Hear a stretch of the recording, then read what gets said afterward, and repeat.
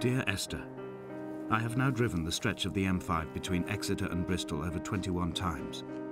But although I have all the reports and all the witnesses and have cross-referenced them within a millimetre using my Ordnance Survey maps, I simply cannot find the location. You'd think there would be marks to serve as some evidence. It's somewhere between the turn-off for Sanford and the welcome brake services. But although I can always see it in my rear-view mirror, I have as yet been unable to pull ashore.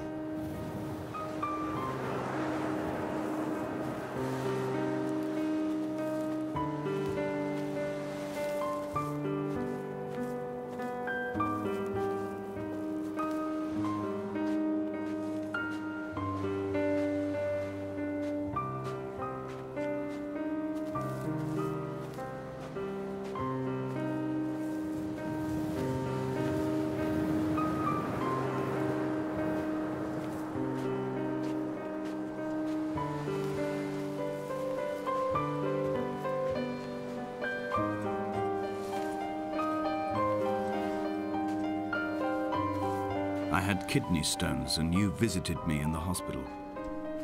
After the operation, when I was still half submerged in anesthetic, your outline and your speech both blurred. Now my stones have grown into an island and made their escape, and you have been rendered opaque by the car of a drunk.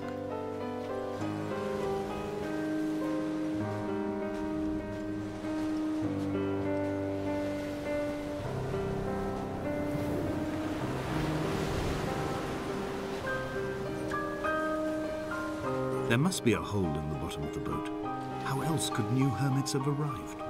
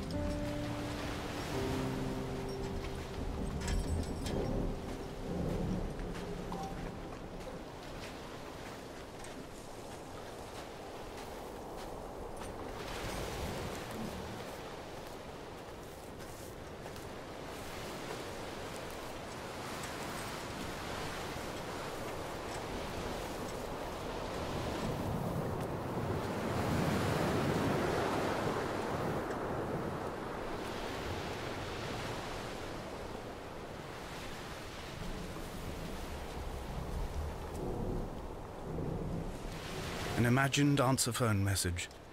The tires are flat, the wheel spins loosely, and the brake fluid has run like ink over this map, staining the landmarks and rendering the coastline mute, compromised. Where you saw galaxies, I saw only bruises cut into the cliff by my lack of sobriety.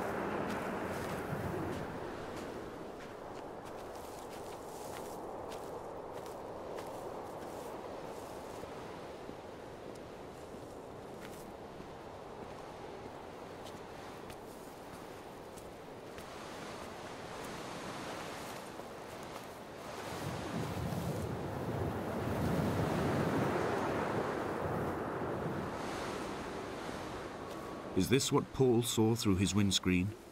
Not Lot's wife looking over her shoulder, but a scar in the hillside, falling away to black forever.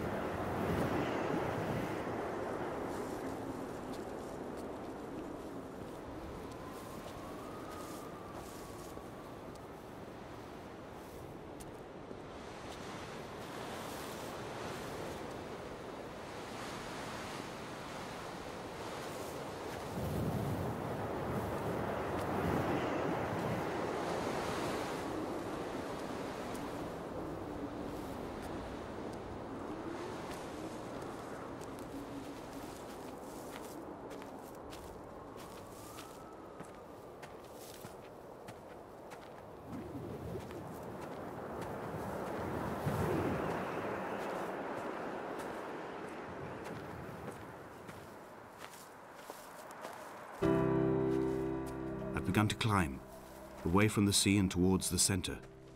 It is a straight line to the summit, where the evening begins to coil around the aerial and squeeze the signals into early silence.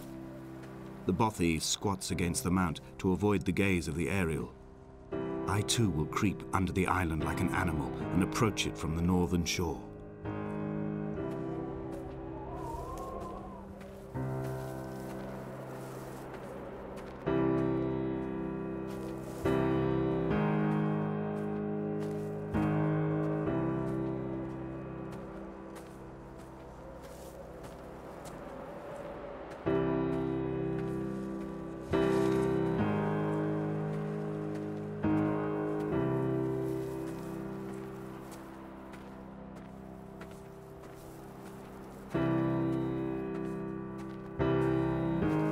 The bothy was constructed originally in the early 1700s.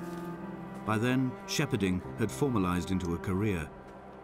The first habitual shepherd was a man called Jakobsen, from a lineage of migratory Scandinavians. He was not considered a man of breeding by the mainlanders. He came here every summer whilst building the bothy, hoping eventually that becoming a man of property would secure him a wife and a lineage. Donnelly records that it did not work. He caught some disease from his malcontented goats and died 2 years after completing it. There was no one to carve white lines into the cliff for him either.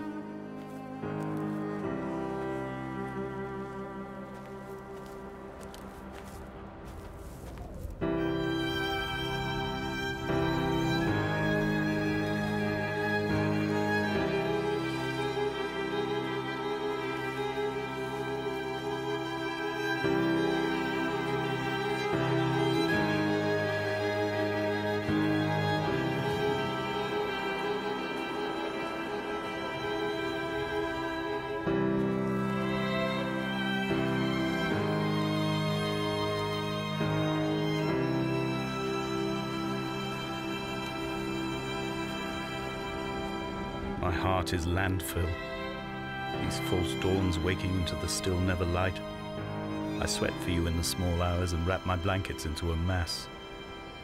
I have always heard the waves break on these lost shores, always the gulls forgotten. I can lift this bottle to my ear, and all there ever is for me is this Hebridean music.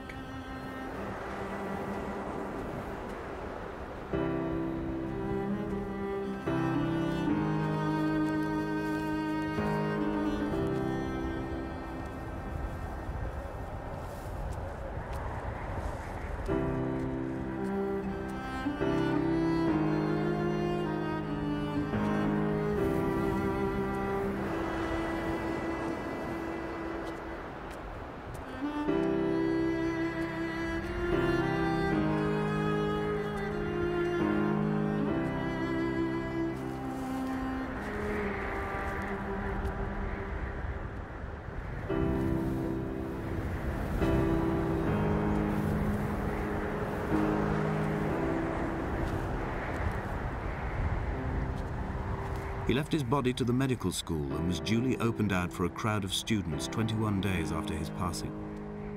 The report is included in my edition of his book.